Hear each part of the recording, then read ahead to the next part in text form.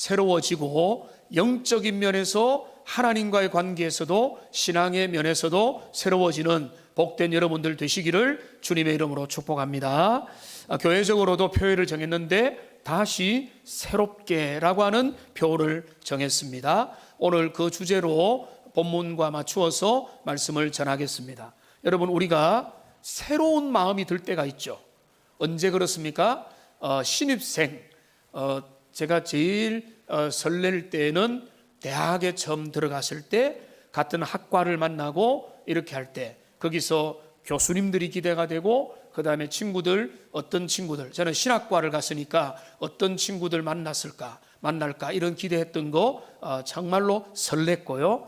신학대학원에 갈 때도 설렜고 유학에 가서도 설렜고 상급 학교에 지나갈 때 설렘이 있는 거예요. 그 다음에 또 어떻습니까? 새로운 일터에 직장에 첫 출근을 한다. 얼마나 설레겠습니까? 전날 밤에 아마 잠도 안 이루, 내가 잘해야지, 멋지게 해야지, 최선을 다해야지, 뭐 성과를 내야지, 칭찬받아야지, 이런 마음으로 설렐 것입니다. 그 다음에 신혼생활 얼마나 설렙니까? 야, 우리가 드디어 가정을 이루었구나, 아름다운 가정이 되면 좋겠고 여기가 깨소금이 나오면 좋겠다라는 그런 설레는 마음들이 있을 것입니다.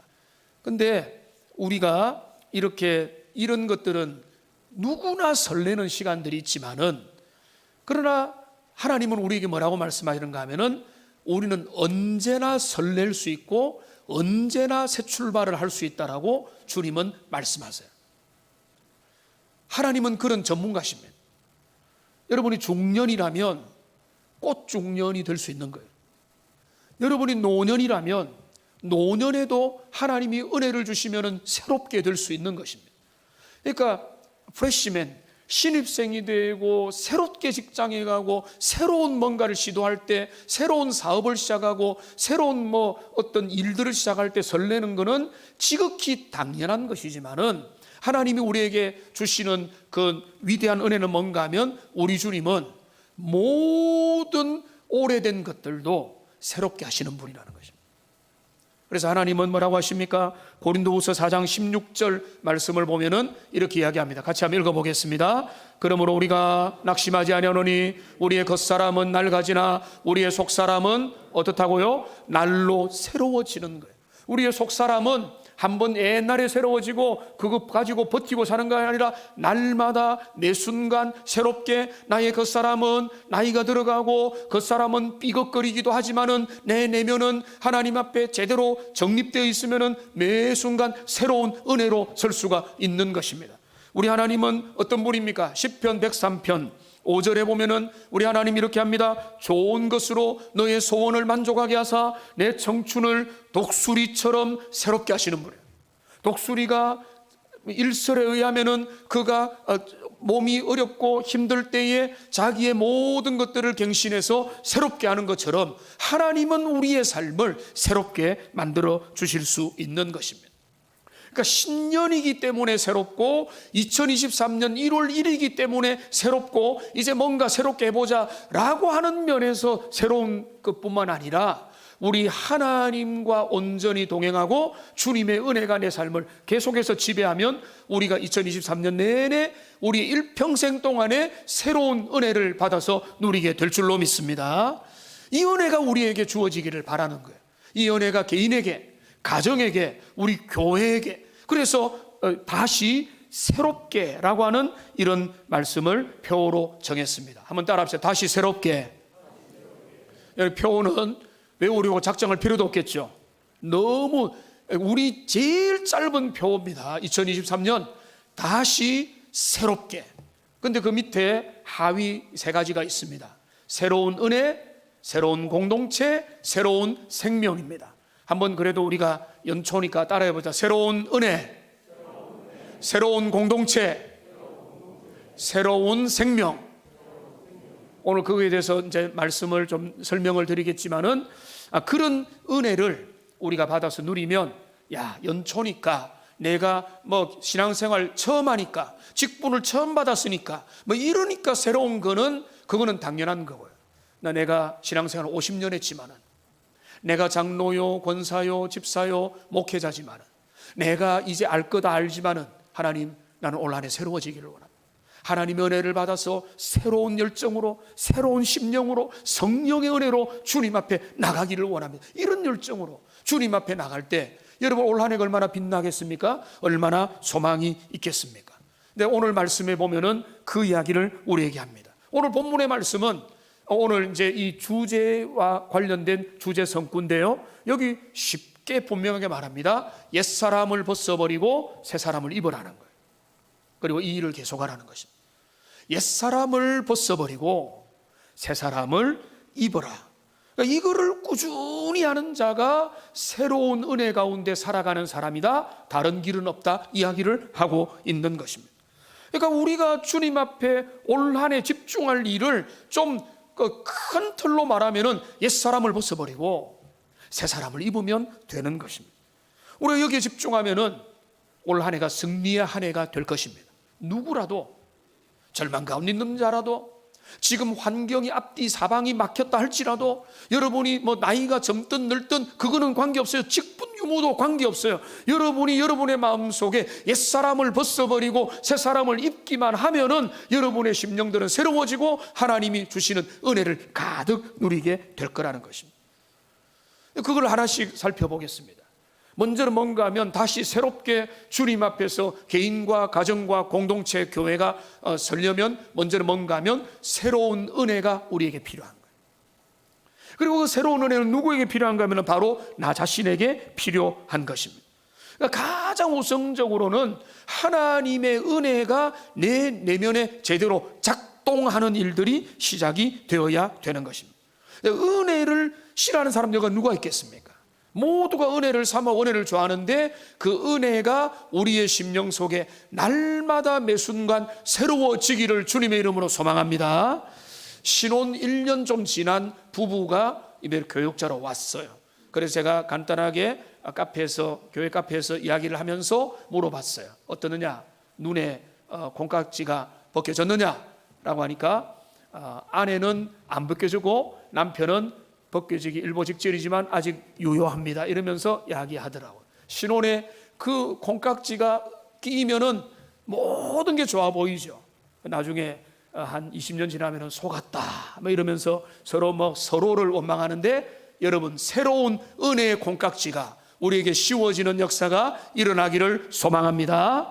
우리의 부부관계 속에, 우리의 성도와의 관계 속에, 부모와 자녀의 관계 속에 선한 은혜의 그런 어떤 은혜의 눈빛으로 모두를 바라보면은요, 뭐가 문제예요? 하나님이 은혜를 주시면은요, 은혜가 지배하면은 내 내면이 은혜가 있으면은요, 세상이 지옥이라도 문제가 없어요. 근데 내 마음이 지옥이면은요, 세상이 천국이라도 나는 불행한 거예요. 그러니까 여러분, 성경이 끊임없이 강조하는 뭔가 하면은 내 내면을 누가 작동하고 뭐가 다스리는가? 내 내면에 하나님의 은혜가 넘치고 성령이 나의 속사람을 강건하게 하고 말씀이 솜솟고 생명의 역사가 역동하면은요, 주변에 난리가 법통이면은 그건 안 좋은 거지만은 그 난리 법석인 상황 속에도 주님을 찬양하는 그 은혜를 붙들고 살아간다는 것입니다. 이게 날마다 새롭게 하시는 주님의 은혜고, 그 은혜가 우리에게 주어졌고 주어질 것이고, 올 한 해 이 은혜가 내게 넘치는 일에 온전히 집중하는 하나님의 사람들 다 되시기를 주님의 이름으로 축복합니다. 여러분, 우리는 원래 예수님을 만나고 난부터, 예수님이 우리를 만나주고 난부터 우리는 이미 새로운 피조물이 되었어요. 고린도후서 5장 17절에 보면은 뭐라고 이야기합니까? 같이 한번 읽어보겠습니다. 그런즉 누구든지 그리스도 안에 있으면 새로운 피조물이라, 이전 것은 지나갔으니 보라 새 것이 되었다. 새로운 피조물, 이거를 존 스토트 목사님은 제일 설명을 잘했어요. New Creature라고 했어요. New Creature. New Creature는 뭔가 하면 우리나라 말로 번역하면 새로운 종족이에요. 그러니까 내가 한번 결심 새로워하고 뭔가 개선을 하고 뭔가 새롭게 된 이게 아니에요. 뭐 리노베이션 했다 이런 게 아니에요. 새로운 피조물이라는 거는 완전히 새로운 인류 종족, 새로운 사람이 내 안에 만들어졌다는 거예요. 그게 새로운 피조물인데, 그런데 중요한 것은 뭔가 하면 이 새로운 피조물이 됐지만은 새로운 피조물이 되고 우리의 신분이 변화되고 우리의 운명이 달라졌고 우리의 소속이 달라졌고 율법적으로 법률적으로 하나님 앞에 완전한 영생과 생명과 하나님의 모든 관계가 성립이 되었지만은, 그런데 우리가 잊지 말아야 될 것은 그것으로 끝난 게 아니라는 거예요. 새로운 신분과 조건에 걸맞는 삶을 우리가 매번 살아가고 애를 쓰고 노력해야 되는 거예요. 내가 그 신분을 빼앗길까 하는 두려움 때문은 아니에요. 그거는 우리가 율법주의로 빠지는 거예요. 그거는 우리의 구원의 조건이 될 수 없어요. 그러나 새로운 신분에 걸맞게 내가 하나님의 자녀답게, 주님의 자녀답게 하나님이 나를 영생의 선물로 주셨다면 영생을 누리는 자로 살기 위해서 어떻게 되는가 하면은 날마다 옛사람을 벗어버리고 새사람을 입는 일을 계속해야 돼요. 이 일이 우리의 사활이 걸려있는 일이에요. 여기에서 실패하면은요, 천하의 목회자라도 그는 무너지는 거예요. 여기서 실패하면은 수십 년 신앙생활했던 장로님이라도 넘어가는 거예요. 여기서 실패하면은 직분자 소용없어요. 권사님 소용없어요. 여기서 실패하면 다 무너지는 거예요. 옛날의 관료 의미가 없어요. 날마다 새롭게 입어야 되는 거예요. 옛사람을 벗는 일, 새사람을 입는 일, 이거를 포기하는 순간 신앙은 끝장나는 거예요. 그러면 눈이 흐리멍텅해지고 예배를 제대로 못 드리고 말씀의 은혜도 못 받고 허리멍텅한 삶을 누가 봐도 뻔한데 본인만 모르는 거예요. 그런 삶을 살 수밖에 없는 것입니다. 그러니까 이게 제가 목소리 높여서 강조하는 이유는 뭔가 하면 여기에 우리의 사활이 걸려요. 그러니까 신자가 하나님 앞에 내가 구원받았는데 예수 믿어 복음받았고 천국을 소망으로 받았는데 끝난 거 아니냐? 그거는 정말로 중요한 부분의 출발일 뿐이지 그 다음에 뭡니까? 옛사람을 벗어버리고 새사람을 입는 일, 이게 일평생 죽을 때까지 우리가 최선을 다해서 이 작업을 하면서 하나님의 사람으로 나가게 되는 것입니다. 우선 우리는 올 한 해 그 어느 때보다 옛사람의 모습을 벗어버리는 일에 집중하시기를 바랍니다. 오늘 본문에 보십시오. 옛사람의 특징이 있습니다. 여기 22절에 보면은 옛사람을 벗어버리라 하기 전에 앞에 여러 수식어가 있습니다. 이런 구절을 자세히 봐야 됩니다. 여기 이렇게 말합니다. 유혹의 욕심을 따라 라고 했습니다. 옛사람을 움직이는 것은 그 깊은 보성 속에 유혹의 욕심이 작동하는 것입니다. 유혹의 욕심하니까 여러분 유혹하는 욕심이라고 하겠지만은 원래 그게 아니에요. 원래 뜻은 뭔가 하면 유혹이라고 하는 원흉이 있어요. 유혹. 근데 그 유혹은 뭔가 하면 시기, 거짓말, 기만, 거짓 이런 것입니다. 마귀의 전공 분야죠. 그러니까 거짓을 일으키고 미혹하는 그 유혹이 불러일으키는 욕심이에요. 그 유혹의 욕심이라는 것은 유혹의 욕심 이러니까 그냥 지나가는데 유혹이라고 하는 우리 속에 있는 옛 본성이 불러일으키는 여러 욕망들, 욕심들 이렇게 보면 돼요. 그러니까 유혹이라고 하는 그 우리의 뿌리가 변화되지 않는 본성 속에서 욕심들이 생겨나게 되는 것입니다. 옛사람은 누구냐? 여기 말합니다. 유혹이 불러일으키는 욕심을 따라가는 사람이에요. 그러니까 사람들은 저는 좀 이상하게 생각해 뭔가 하면 세상에도 주님을 믿지 않아도 괜찮은 사람이 자꾸 있다고 말하는 거예요. 그 사람 보면은 훌륭하고 공부도 잘하고 최선을 다하고 열심히 살고 산다. 그런데 저는 그런 분들의 세계관을 이해를 하기가 어려워요. 그들은 자기 자아를 실현하기 위해서 살아가는 거예요. 하나님을 영화롭게 하지 않습니다. 주님을 아는 지식이 제일 중요한데 그거를 별로 중요하게 생각하지 않습니다. 그저 내 꿈을 이루고 내 자아를 실현하고 내 뜻과 내 욕망과 내 본성에 충실하고 그 본성이 꽤 괜찮을 뿐같이 보일 뿐인 것입니다. 그런 걸 보고 야, 저 사람들 멋지다. 안 믿는 사람이 더 낫네. 이렇게 자꾸 오해를 하는 거예요.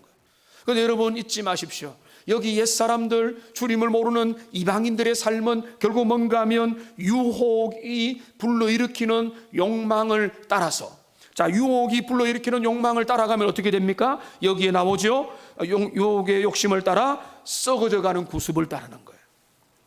썩어져가는, 영원하지 않는, 사라질 만한, 별로 의미 없는, 진리에서 떠나 있는 옛사람의 구태의연한, 너무나 뻔한, 너무나 인간적이고 이 세상에서 쉽게 볼 수 있는 모든 방식을 다 따르는 게 옛사람의 모습이에요. 그 옛사람의 모습이라는 것은 바로 이방인의 모습인 겁니다. 여러분 17절로 거슬러 올라가면은 이렇게 말합니다. 17절에 이방인의 특징을 말합니다. 그 마음에 허망한 대로 행하는 것입니다. 그 마음에 허망한 대로, 마음에 야망을 있으면 야망대로, 성취감이 있으면 성취감대로, 욕망이 있으면 마음에 허망한 욕망을, 이게 내가 이 땅에서 성취해야 될 목표를 가지고 그걸 가지고 열심히 달려가는 게 이방인의 원래 목표라는 거예요. 열심히 달려가는 거 가지고 속아 넘어가면 안 되는 겁니다. 18절을 보십시오. 그들이 어떻게 됐습니까?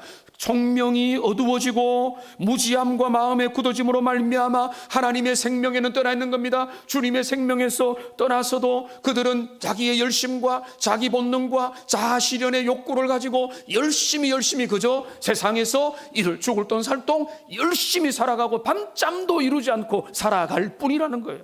19절을 보십시오. 그래서 그들은 어떻게 됩니까? 감각 없는 자가 되어서 자기를 방탕에 방임하고 모든 더러운 것을 욕심으로 행할 뿐이라는 것입니다.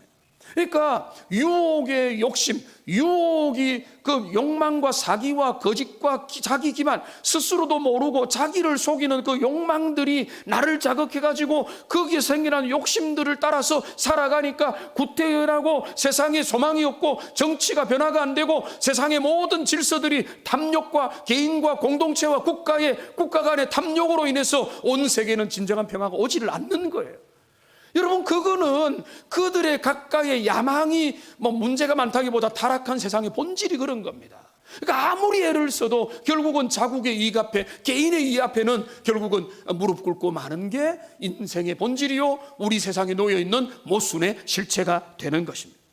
그러니까 옛사람의 특징이 뭔가 하면 유혹이 불러일으키는 욕망들을 따라서 살아가기 때문에 구태의연한 세상의 방식, 세상의 패턴, 세상의 세계관, 세상 사람들이 하는 것과 똑같은 일들을 벌이면서 살아갈 수밖에 없는 게 옛사람의 모습이다.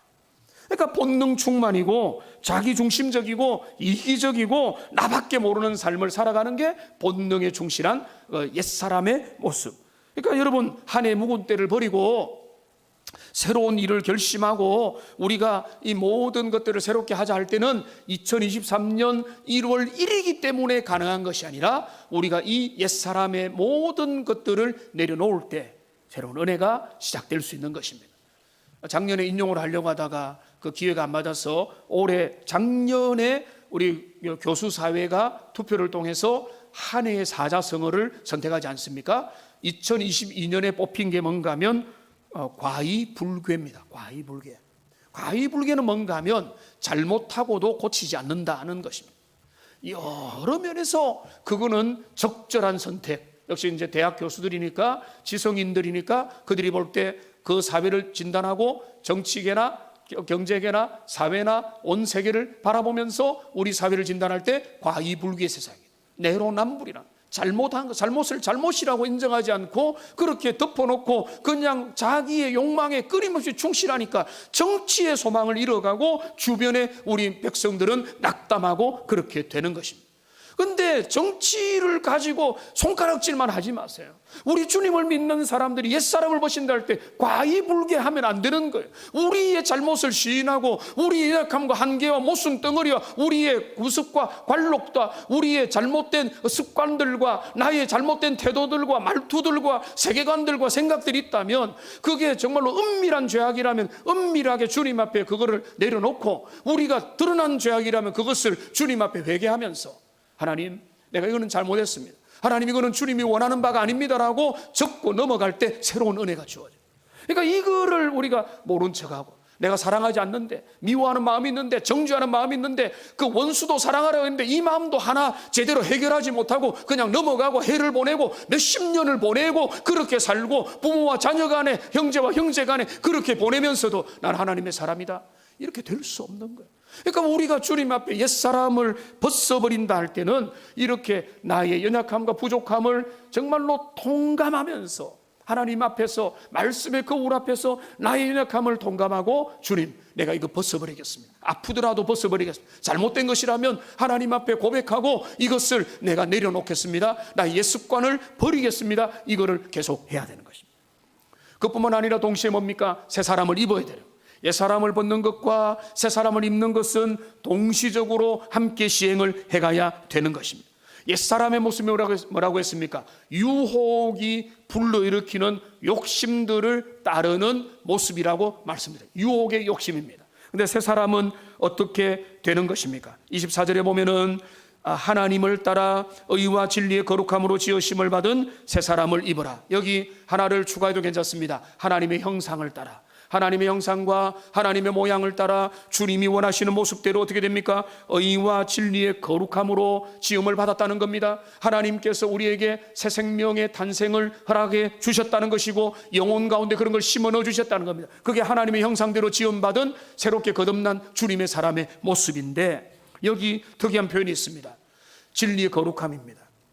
진리가 주는 거룩한 모습들이 어디에 이게 대비가 되는가 하면 유혹의 욕심과 대비가 되는 거예요. 유혹이 불러일으키는 욕망들과 진리가 일으키는 거룩함들이 싸우게 되는 것입니다. 옛사람은 유혹이 일으키는 욕심들을 따라가는 삶이고, 새사람은 누군가 하면 진리를 따라서 거룩함으로 나가는 삶이라는, 이게 지금 대비가 되고 있는 거예요. 새 사람이 누구냐? 내가 신입생이라서 새 사람이고, 내가 지금 옷을 새로 입고 새로운 차를 바꾸어 가지고 새 사람이 아니고, 내 내면에 진리가 나를 거룩하게 하면은 그 사람이 새 사람이라는 거예요. 내가 주님 앞에 오래 머물러 있어도 진리의 거룩함을 제대로 받지 못하고 항상 구태의연하다면 그게 옛사람의 모습에 머물러 있는 거예요. 그러니까 여러분, 도전합니다. 우리가 올 한 해 주님 앞에 다시 새롭게 새로운 은혜를 받는다고 할 때는 그게 뭔가 하면 우리가 주님 앞에 온전히 새로워져서 옛사람을 벗어버리고 새사람을 입는, 그것을 계속해서 지속하는 하나님의 사람들 되시기를 주님의 이름으로 축원합니다. 여러분, 그렇게 다 될 것입니다. 그것을 기대하시고 소망하시고 다짐하십시오. 그런데 여러분, 우리는 주님 앞에 예배드리고 있지만 하나님을 모르는 사람들도요, 아마 포항, 호미곶 이런 데 가서 신년 해맞이를 했을 겁니다.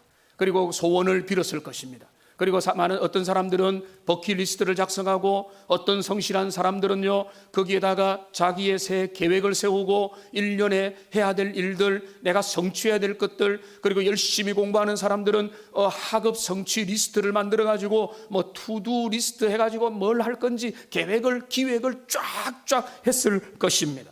그리고 신년에 내가 다이어트를 하겠다 해가지고 1년에 내가 10kg를 감량하겠다, 5kg를 감량하겠다, 식이요법을 이렇게 하겠고, 내가 음식을 어떻게 먹고 운동을 어떻게 하겠다 나름대로 결정을 했고, 인간관계 어떻게 하겠다라고 하면서 나름대로 계획을 짰을 것입니다. 시간을 어떻게 관리하겠다, 이런 계획을 짰을 건데요, 여러분, 오늘 새 사람을 입으라는 것은 이런 결심을 하라는 것과는 많이 차이가 납니다. 제가 말씀드린 이런 결심은요, 믿지 않은 사람들도 열심히 합니다. 이게 나쁜 게 아니에요. 여러분, 좋은 대학에 가기 위해서 열심히 공부하면 믿는 사람들이 잘 갑니까? 안 믿는 사람이 잘 갑니까? 열심히 공부한 사람, 그리고 최선을 다한 사람이 더 좋은 결과를 가지게 되는 거예요. 안 믿는 사람들이 그게 또 두드러고 하잖아요. 믿기 때문에 더 좋은 성취를 얻는 게 아니에요. 안 믿는 사람들도 결심하고 결단하고 노력하고 애를 쓰고 힘을 쓰기 때문에 그들이 열심 가지는 거, 나도 2023년도에 내가 이루고 싶은 꿈을 위해서 결단하고 열심을 가져보자. 그렇다면 여러분, 설교를 잘못 듣는 거예요. 여러분, 그게 나빠서가 문제가 아니라 우리가 정말로 붙잡는 뭔가 하면 결심의 방향이에요. 우리가 정말로 선택하는 뭔가 하면 무엇을 위해서 결심하고 무엇을 위해서 내 마음을 주님 앞에서 드릴 거냐라는 것입니다. 그러니까 새 사람을 입는 데 중요한 것은 우리의 결단과 의지와 뭔가 노력해보고 한번 힘써보고 해볼까, 이게 아니라 어떤 은혜가 나타나야 되는가 하면 바로 23절에 있습니다. 여기 23절에 짧지만은 중요한 구절 우리 같이 한번 읽어보겠습니다. 오직 너희의 심령이 새롭게 되어. 여기 본질적인 우리가 새로운 은혜로 살 수 있는 새 사람을 힘입어 살아가는, 옛사람을 벗어버리고 새 사람을 입는 이 위대한 일들이 어디서 나타나는가가 보여주는데, 이는 뭔가 하면 너희의 심령이 새롭게 되어야 되는 것입니다. 마음이 새롭게 되지 않으면, 우리의 심령이 성령의 은혜로 새롭게 되지 않으면 내가 좋은 결심 한번 하는 거로 되는 게 아니에요. 내 마음이 은혜로 새롭게 돼야 되고, 새로운 피조물로서 성령 충만해야 되고, 은혜 충만해야 되고, 주님이 나를 지배해서 내 생각이 바뀌고 마음이 바뀌고 주님이 원하는 뜻으로 바뀔 때, 그거를 통해서 모든 선한 것들이, 좋은 것들이 하고, 열심히 계획을 하더라도, 공부 계획을 짜더라도 주님의 영광을 위해서 짜고, 내가 다이어트 계획을 짜더라도 하나님 안에서 하고, 모든 관계 계획을 짜더라도 주님 안에서 잘 짤 수가 있다는 거예요. 그러니까 세상 사람들이 하는 수준에서 하는 것도, 그거는 우리에게 성과를 주고 우리에게 좋은 것들을 가져다 주지만, 그러나 왜 우리가 은혜를 받아야 되고 매 순간 은혜 받는 일을 부지런히 해야 되는가 하면, 그 은혜가 주어져야 초점과 방향과 그 넓이와 깊이가 제대로 갈 수 있기 때문에 그런 것입니다. 마음이 새롭게 돼야 되는 거예요. 로마서 12장 2절 말씀, 여러분 잘 아는 말씀이죠. 이 말씀 같이 한번 읽어보겠습니다. 너희는 이 세대를 본받지 말고 오직 마음을 새롭게 함으로 변화를 받아 하나님의 선하시고 기뻐하시고 온전하신 뜻이 무엇인지 분별하도록 하라. 그렇습니다. 하나님의 뜻을 분별하는 게 최고라면, 그 뜻을 분별하기 위해서는 마음이 새롭게 함으로 마음이 변화가 돼. 그러니까 변화된 마음, 은혜의 콩깍지가 끼고 우리의 마음을 은혜가 지배할 때는요, 모든 게 은혜로 보입니다. 근데 은혜가 소멸되면 모든 게 지옥으로 보여요. 모든 거 불평거려요. 모든 거 짐이에요. 율법이에요. 모든 게 저주예요. 그래서 하기 싫어요. 그게 그렇습니다. 내가 사명 감당하지 못하겠습니다. 특징 하나는 뭔가 하면 은혜에서 소멸된 거예요. 은혜 받으면요, 내가 힘들지만은, 지금 광야 같지만은 감당하리라, 이런 마음이 든다는. 그러니까 은혜가 나를 지배할 때, 내가 내 배우자를 볼 때도 은혜로 대하고, 자녀를 대할 때도, 가정을 대할 때도, 성도를 대할 때도, 누구를 대할 때도 은혜의 시선으로 대할 수 있기 때문에, 여러분 올 한 해 도전합니다. 은혜를 받는 일에, 은혜를 유지하는 일에, 은혜를 충만하게 하는 일에 여러분 힘쓰고 애쓰는 저와 여러분들이 되기를 주님의 이름으로 축원합니다. 이것이 잘 돼야 되는 겁니다. 여러분 작심삼일 하는 게 우리의 모습이죠. 그러면 어떻게 됩니까? 작심삼일로 끝장내지 말고 어떻게 됩니까? 3일에 한 번씩 작심하면 되는 거죠. 그죠? 근데 성경이 그걸 미리 알기 때문에 뭐라고 하는가 하면, 항상 기뻐하라, 쉬지 말고 기도하라, 범사에 감사하라는 거예요. 그러니까 틈을 두지 말라는 거예요. 그런데 내가 지금 한 달에 한 번씩 이래가지고 은혜 받으려고 해보면, 죄송합니다, 주일 예배 드리는 것도 너무 기특하지만은 내 은혜 받는 일이 주일 예배 한 번으로 모든 은혜를 다 받으려고 하면은, 여러분 그러면서 왜 밥은 왜 하루에 뭐 두세 끼 다 드세요? 밥은 다 드시고, 운동도 열심히 하는 분들은 날마다 아마 두세 시간씩 운동에 열심을 기울이면서 영적인 은혜 받는 일에 대해서는 왜 그렇게 소홀하면 안 되죠? 은혜를 받는 일을 부지런히 하면 할수록 영적인 이것도 뭔가 하면은 완전히 그 극과 극의 현상을, 부익부 빈익빈의 현상을 불러일으키는, 은혜를 받는 사람, 기도하고 열심히 하고 주님 앞에 나가는 사람 더 은혜로 나가고, 그렇지 못하는 사람은 이게 아닌데 하면서 가다가 어느 점점 처지게 돼. 그 은혜의 부익부 빈익비 현상은 어쩔 수 없어요. 그래서 여러분 올 한 해에 은혜 받는 자리에, 그래서 좀 더 열심을 내십시오. 좀 더 기회를 내십시오. 여러분이 주일 예배, 낮 예배만 참여했다면은 내가 금요 기도에도 나와볼까? 내가 예전에는 새벽을 깨웠는데 지금 이제 다시 한 번 더 새벽을 결단해서 하루의 첫 시간은 주님 앞에 드릴까? 내가 주일 오후 예배는 주님 앞에 드리고 온전하게 하나님 앞에 주일을 섬기면서 우선순위를 내가 더해볼까?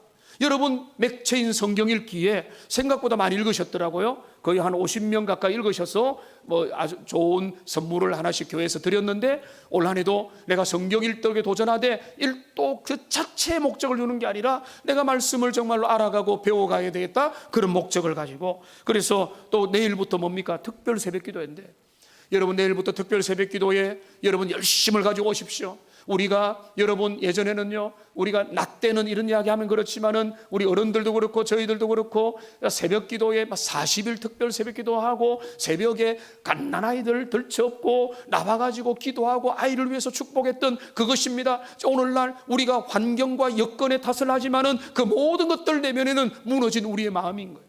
그런데 우리가 주님 앞에 내가 은혜 받겠습니다, 1년의 출발을 주님과 함께 하겠습니다, 하나님 핑계대지 않겠습니다, 은혜 받는 우선 자리에 내가 내 마음을 드리겠습니다 할 때 주님이 그걸 귀하게 여기시고 네가 나를 사랑하느냐, 내가 너에게 더 큰 사랑을 나타내리라, 이렇게 보여주는 겁니다. 올 한 해 은혜 받기를 결단하시되 1년 52주 동안에 주일 예배를 52번 드리면서 은혜 받으시고, 그리고 그 중간중간에 기도회를 통해서 또 어떤 분들 새벽에 나올 수 있는 분들은 결단해서 새벽에도 나오시고 각자의 자리에서 은혜를 더 부지런히 많이 받아서 여러분 은혜를 유지하는 데 힘쓰는 저와 여러분들 되기를 주님의 이름으로 축복합니다.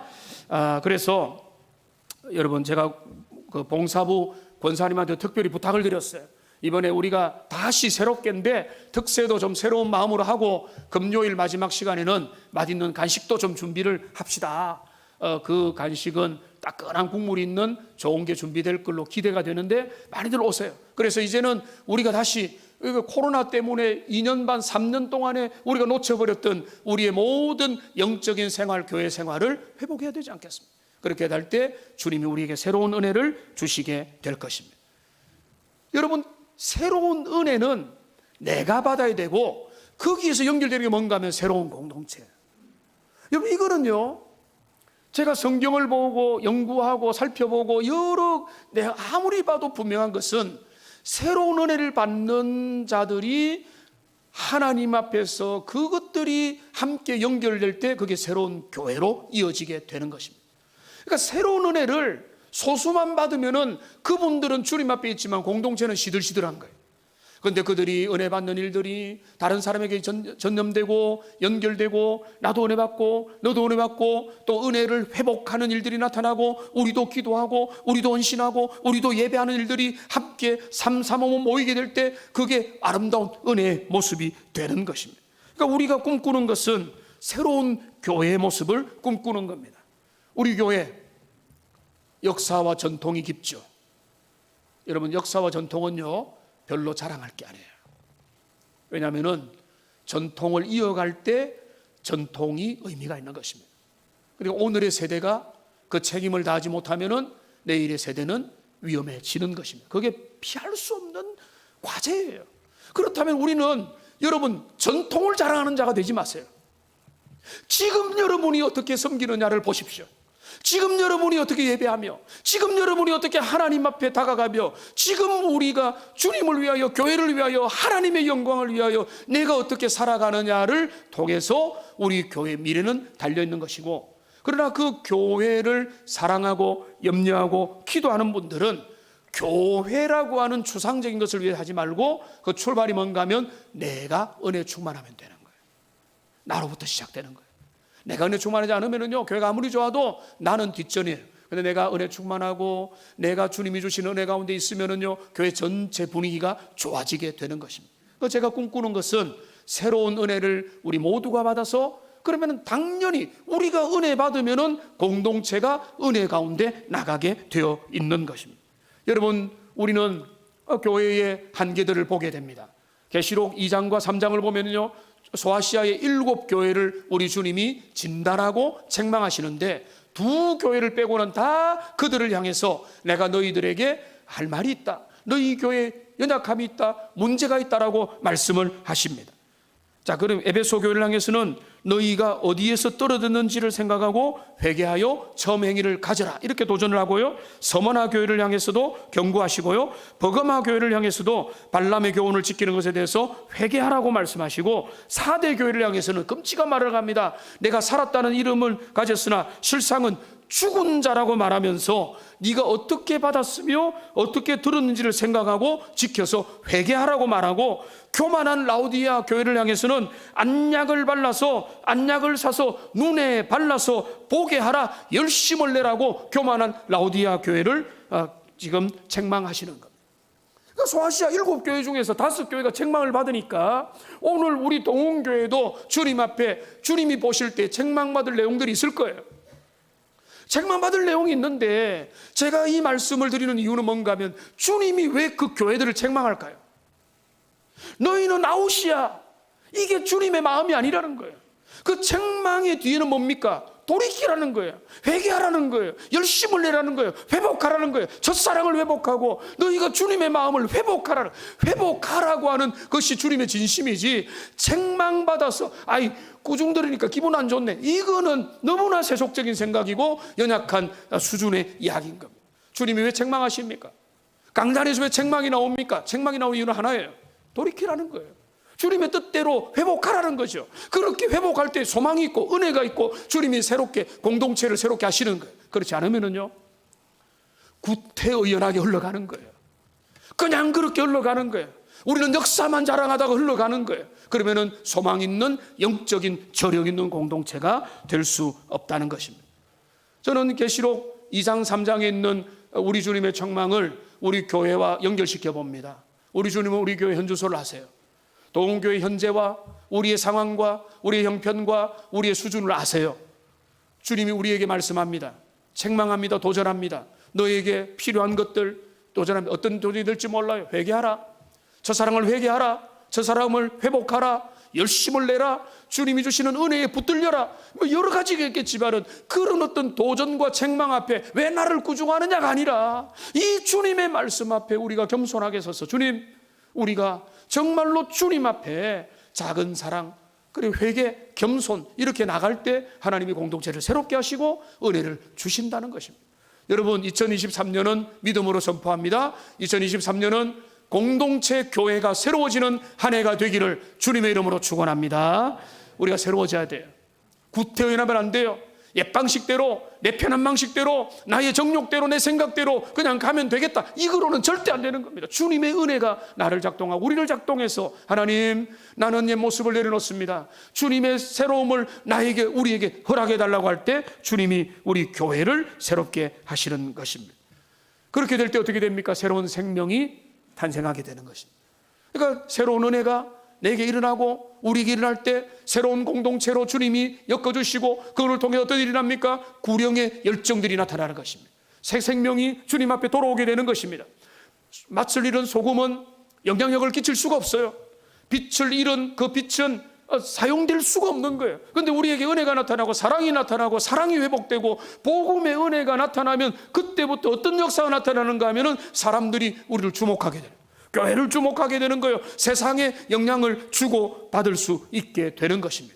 교회가 작은 일 실천해도요, 세상은 감동을 받습니다. 이번에도 우리 당회가 같이 만날 일이 있어서 만났는데, 이번 여러분이 성탄헌금을 해서 그 중에 일정 부분을 떼어서 신천 1, 2동에 연약한 분들 도우라고 도왔는데 한 200만 원을 거기에 드리니까 이분들이 거금을 들여서 우리 신천 1, 2동을 돌아보니까 너무 감사하다고 하는 그 대표자의 칭찬을 우리 같이 받았습니다. 우리가 기회가 되면은 더 많이 하면 좋겠습니다. 그렇게 했는데요, 그거는 하나의 일례지만은 교회가 나 자신을 넘어서서 우리가 사랑하고 또 세상에 은혜를 끼치고 영향을 줄 때 그 생명의 역사가 돌아오게 되는 것입니다. 여러분, 일터에서 전도자가 되십시오. 전도하라, 교회 나와라고 사람을 괴롭히는 그런 전도자가 아니라 여러분들이 그 선한 영향력을 끼치고 거룩하게 보내고 거기에서 모범이 되고 양심껏 하면서 그 옆에 있는 사람들이, 너는 남들과 왜 그래 다르니, 너가 믿는 하나님을 좀 궁금하다라고 할 때 전도가 일어나고 그때 복음이 전하돼. 내가 너가 다니는 교회는 절대 다니기 싫다, 이렇게 전도가 되겠습니까? 그 전도가 될 리가 없죠. 그러니까 우리에게 은혜가 넘치고 교회의 은혜의 소문이 나타나고 그렇게 될 때 새 생명의 역사가 나타나게 되는 것입니다. 이 말씀을 정리하겠습니다. 2023년 하나님은 우리에게 어김없이 새날을 주셨는데요, 우리는 이제 그 새날을 받을 때마다 이제는 마음이 무겁습니다. 왜 그런가 하면, 새로운 날이네, 새 신을 신고 그리고 새로운 마음으로 한번 시작해볼까? 라고 하지만은, 여러분, 새로운 날을 받았던 것 자체가 우리에게 모든 게 해결되는 게 아니에요.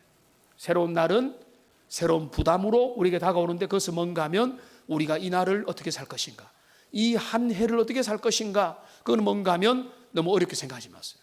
옛사람의 모든 모습들을 벗어버리고 새 사람을 입는 일을 계속 하십시오. 지치지 말고 하십시오. 꾸준하게 하십시오. 날 잡아서 하지 마세요. 날 잡아가지고 묵은 때를 뭐 몇 달에 1년에 한 번 가서 목욕탕 가서 빼베끼고 이렇게 하지 말고 매 순간 여러분의 삶을 돌아보고 은혜를 부지런히 살피고 주님 앞에 거하셔 새로운 은혜를 받고 그 다음에 새로운 은혜를 받은 하나님의 사람이 새로운 공동체를 이루고 새로운 공동체가 새로워질 때 주변에 선한 충격파를 주고 선한 영향력을 준다는 그 거룩한 변하지 않는 그 법칙을 여러분 기억해서 올 한 해 은혜 받기에 부지런하고 하나님이 주시는 모든 선한 열매들을 맺어가는 복된 하나님의 백성들 교회와 가정이 되기를 주님의 이름으로 축원합니다. 우리 기도하겠습니다. 살아계신 하나님 아버지, 오늘 우리가 다시 새롭게라고 하는 올 한 해 표를 붙잡고 주님 앞에 나아갑니다. 하나님 아버지, 우리가 결단하며 믿음으로 나아가서 주님이 주시는